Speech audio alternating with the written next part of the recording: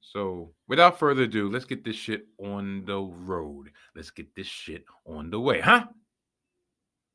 Good night. Mwah! And goodbye. Bang.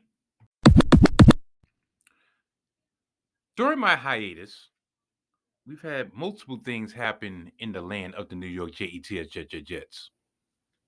I believe the last time I blessed the airwaves with this sultry, deep, sexy voice, the Jets were coming off an excruciating loss against the Minnesota Vikings, in which Mike White had multiple opportunities to get the team into the end zone. Unfortunately, he did not succeed more often than not, especially due to Braxton Berrios dropping a fourth and goal potential touchdown, potential game-winning touchdown.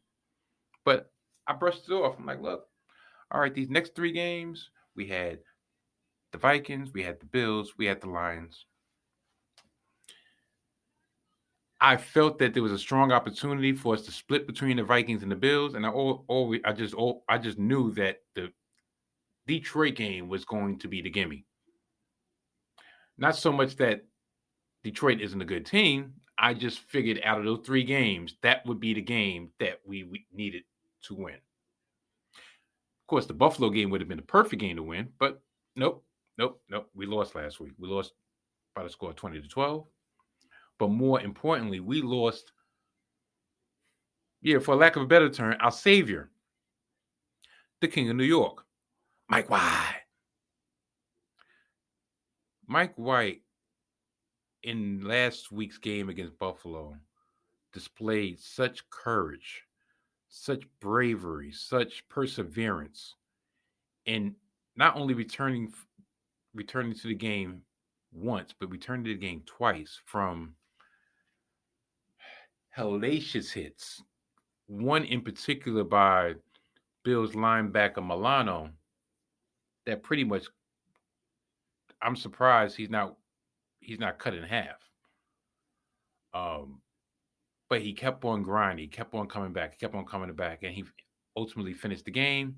After the game, they had to take him to the hospital for precautionary sake. And throughout the week, there was some thought that he was not going to be able to play today against Detroit. That was confirmed on Friday when Zach Wilson was announced as the starting quarterback. Especially due to Joe Flacco, as I've said before, Joe Flacco, he has so much disinterest in getting on the field. He's there to collect his check. He's there to hold a clipboard. He is there to run out the rest of his career. He has no intention. He has no want to get behind center, especially in meaningful games right now. He has a Super Bowl ring. He's perfectly content with just running out the string. So when it was announced that Zach Wilson was going to be the starting quarterback, I knew this game was no longer a gimme. This game was in peril. Partly because, and what this game has actually proven, Zach Wilson is not an NFL quarterback at this time. He might have all the skills, but he is not an NFL quarterback. He does not know how to run a team. He does not know how to run an offense. He does not even know how to throw from the pocket. Not only that, in the 3 weeks that Mike White was running the team, running the offense, being the starting quarterback, there was a stat that in the 3 weeks that Mike White was helming the quarterback position, they had a total of, I believe, 4 3-and-outs in 3 games. I believe today we had about 3 3-and-outs in the first 3 quarters. Maybe in the first half, but especially in the first 3 quarters. I knew that the team, the wide receivers, had voiced such displeasure for Zach Wilson while he was third string, while he was benched, that him coming in to this particular game with our playoff lives potentially on the line, it's not going to be a good combination. At home with an antsy fan base, and myself included, I'm watching the game today, and every time he missed the pass. Every time he took a sack, every time he scrambled and had no idea where he was ultimately trying to end up, was just frustrating. But it was also like our team is ready to win, and we don't have a quarterback, and it's threefold, triplefold. We can't place any faith in Flacco. None. Zach Wilson is not an NFL quarterback at this time. And Mike White, for all he does to galvanize the locker room, to galvanize his teammates, can't stay healthy. So we we're pretty much shuffling quarterbacks, and none of them have an upside. For as much as I love the fact that Mike White can move the offense, guess what their record is? 1-2 when Mike White starts. That's facts. With the one win against the lowly Chicago Bears.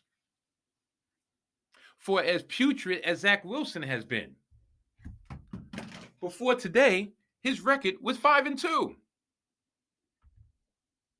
And Joe Flacco was 1-2.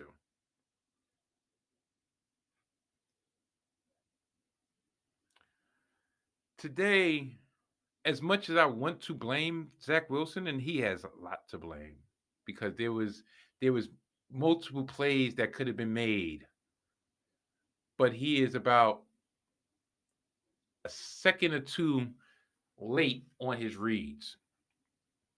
So when the receiver is open, he has no anticipation skills. What he reminds me of, and I think I said this to Mo off air. I said that he reminds me of Cam Newton the year that he was in New England, both pre-COVID and post-COVID.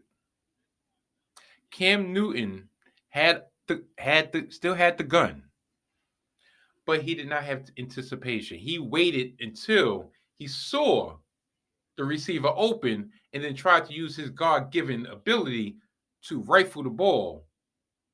But by that time, the play is not no longer there. I'm watching Just Post Game Live with Willie Colon and Bart Scott.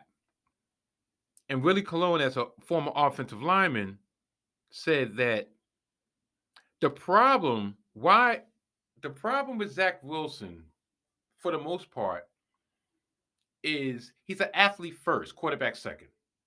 So first and foremost, he doesn't want to get hit. So he's never really stepping into the pocket. He's staring at the rush. He sees it. He looks at his first read, and then he stares at the rush. By the time he goes back down, he is so consumed with, oh my God, they're coming after me. He's starting to scramble before the wide receivers are able to run their routes.